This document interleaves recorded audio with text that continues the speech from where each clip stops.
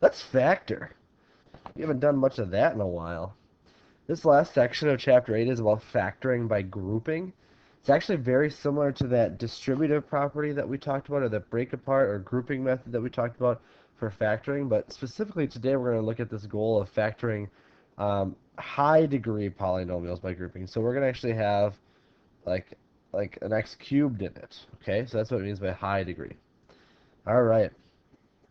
So start off with some vocabulary. How much you want to write down for this is up to you. We're going to talk about factoring by grouping. So basically, it's just a method of factoring that uses the distributive property to remove common binomial factor of two pairs. So that's what we talked about. It's like distributive in reverse. Um, so steps for factoring polynomials. Here's the steps in words, if you'd like to write down the steps one after another. Put the terms in descending order only if there are three or more terms, or if it's not already like that.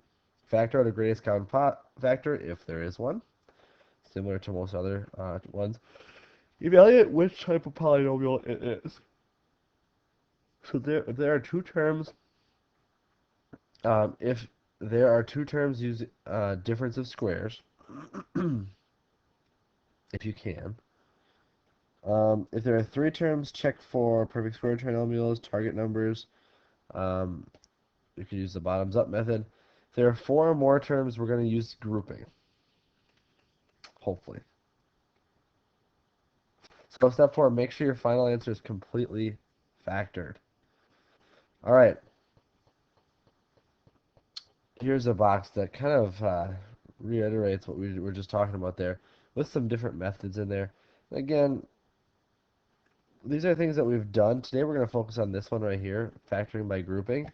We have done difference of squares. We have done perfect square trinomials. We've done just finding the target numbers. We've done multiple ways of doing the ax squared plus bx plus c. And finally, we're going to do these terms where it's factoring by grouping. And let's look at it right here. Here's how we're going to do it. Again, first two steps are the same that we've always had, putting it into descending order. Factor out a greatest common factor if you can. If there are four terms, we're going to divide them up into two groups of two terms. The left and the right. And these are going to be, they got to be in descending order. Step 4, factor out a greatest common factor of the first pair. Put that greatest common factor in front of the parentheses and what's left from each term inside the parentheses. Do the same thing with the second pair. The common binomial you have in both, there should be a common binomial. If not, it's not going to work. The common binomial you have goes in one parentheses of your answer, and the two greatest common factor terms go in the other one. And you can check by foiling. So here's an example. We've got 3. Here we go. We've got 3n cubed minus 12n squared plus 2n minus 8. So we have two different groups. We're going to make it, and we're leaving it as a plus in the middle here.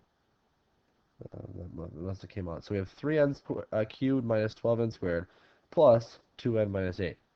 So we're going to factor out greatest common factor of both. Front one, we can factor out a 3 and an n. So we have 3 and an n squared, actually. So we have 3n squared out in front, and we're left with n minus 4. The second one, we can factor out a 2, and then we're left with n minus 4 on the inside. So then one of the factors that we're going to end up having is that common binomial. So that's our n plus 4. And the rest of it, that 3n squared plus 2, is going to be our other binomial. That's where we get 3n squared plus 2. And we are done factoring. And again, last step would be to double check it by doing FOIL. If we do first, outsides, insides, last, we will end up getting our same result of 3n cubed minus 12n squared plus 2n minus 8. All right? Your turn. Why don't you try this one? It is 8t squared, or if you want to use a different variable, because t kind of looks like a plus sign.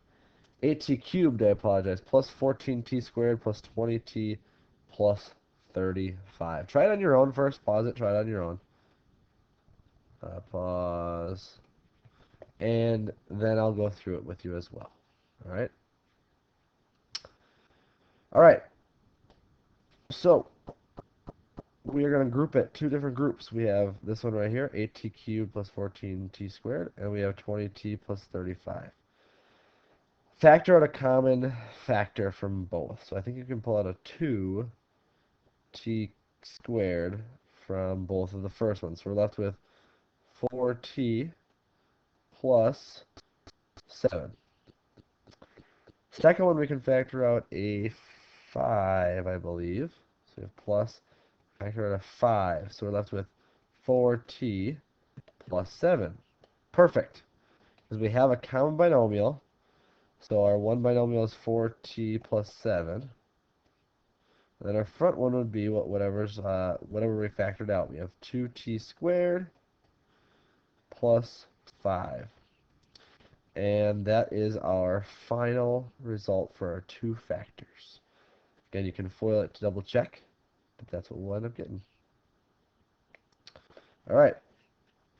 So that's our first part here. Second part is making sure we're factoring completely. So make sure to factor out a greatest common factor first if there is one. So we're going to do some examples with that. So if you look at this, what is the factored form of 4q to the 4th power? Now we have to the 4th power minus 8q cubed plus 12q squared minus 24q. So if you look at this, you can pull out a q from all four terms, and you can pull out a 4. So let's factor out 4q first and see what's left. Now you can break it apart. So we have our 4q is still staying out front, but we have q, we have this plus this. Still should have a plus in there. The first term we can factor out a q squared, so we have that right there. Second one you can factor out a 3, and both times we're left with q minus 2. So that's going to be one of our factors. Our 4q is still out in front as the other factor, and then whatever's we pulled out, q squared plus 3 is our third factor right there. Okay, so this is just factoring. If you have something, you can factor out a greatest common factor first. So here's one for you to try. What is the factored form of 6h to the 4th power plus 9h cubed plus 12h squared plus 18h? So look for if there's anything you can factor out first, and then go ahead with the that grouping method. All right, so why don't you pause it and try that now. All right, so greatest common factor you could factor out right away is 3h, and that's what you're left with on for everything on the inside. 2h cubed plus 3h squared plus 4h plus 6. Now we're going to break it apart into our two parts here and see if we can factor anything out of each of those. So I think from the first one we could, so we still have 3h in front. We can do just an h squared out of both of them, h squared. So we're left with 2h plus 3 plus we have oh, somehow we ended up with some extra little things here. So we have 4h plus 6. We can factor out a 2, and then we're left with 2h plus 3. All right, so there we got our common binomial. So we have 3h out in front. Our factors were h squared plus 2. And we have a common factor of 2h plus 3. And that would be our fully factored form of this polynomial. So I have one application type problem for you.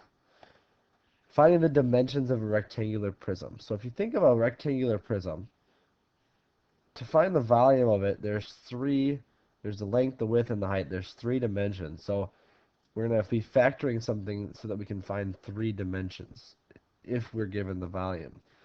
So here's our example. A toy shown below is made of several bars that can fold together to form a rectangular prism or unfold to be a ladder. What expressions can represent the dimensions of the toy when it is folded up? Use factoring. So we have the volume here is this right here. The volume is 6x cubed plus 19x squared plus 15x. So first, factor out the greatest common factor, which, if you look at it, I think there's you can pull out an x from both of them, all of them. So we have x times 6x squared plus 19x plus 15. All right. Now I would look for a method, since this is just a regular trinomial. I would do the bottoms up method. Looks like they did.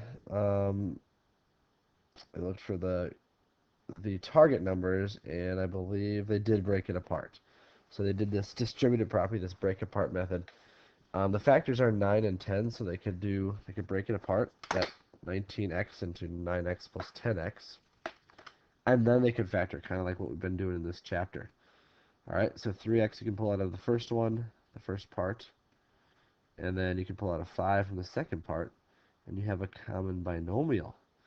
So then when we have the x out in front, we have the 3x plus 5, and we have the 2x plus 3 would be our factored form. That means there's three different dimensions: x, 3x plus 5, and 2x plus 3. So what I'd like you to do with this one is try one on your own. We have a rectangular prism, and it has a volume of 60x cubed plus 34x squared plus 4x. What expressions, what different factors could be the dimensions of the prism? So go ahead and factor that. Why don't you pause it, try it on your own, and I'll show you the work and answer in just a second.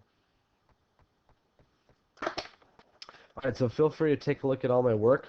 After you pull out the factor of 2x from all three parts, you can factor that trinomial, and I found target numbers of 12 and 5.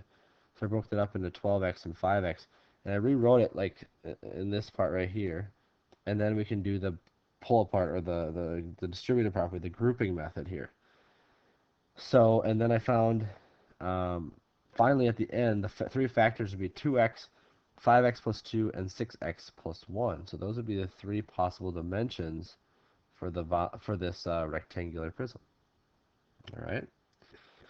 So what we're going to end up with here is looking at just revisiting our goal. And our goal was factor high degree polynomials. That's degrees that are higher than 2 at least. We had x cubed, we had x to the 4th power, and we're using that grouping method mainly here. All right? So make sure you have good notes. Make sure if you have to go back and write down any steps or examples, you do so, and be ready to go ahead and do this on your own in just a little bit. All right? That was section 8.8. Have a great rest of your day. Bye.